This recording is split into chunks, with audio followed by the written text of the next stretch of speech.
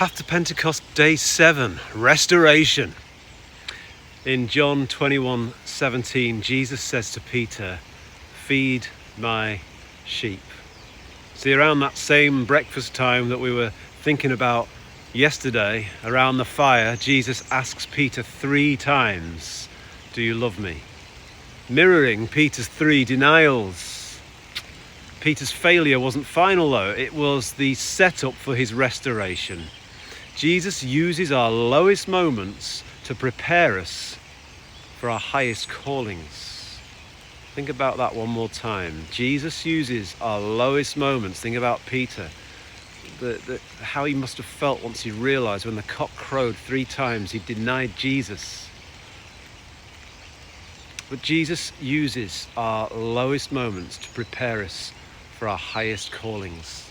So grace doesn't just forgive the past, it actually reinstates us for the future work of the kingdom. And that's where we find ourselves in this scene with Peter and Jesus and the disciples around that fire, Jesus providing breakfast. He starts with that physical need.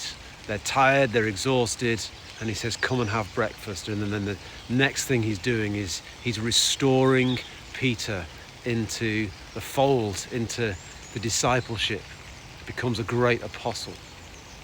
So today's power practice: send a text or a note of encouragement to someone who's maybe recently failed. Don't address their failure. Jesus didn't mention the failure, notice that.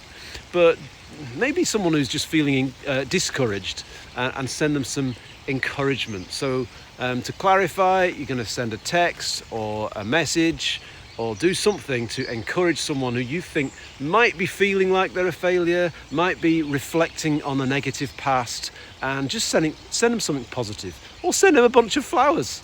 Just do something nice for that person.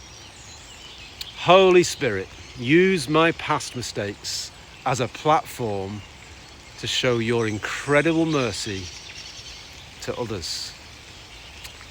Amen.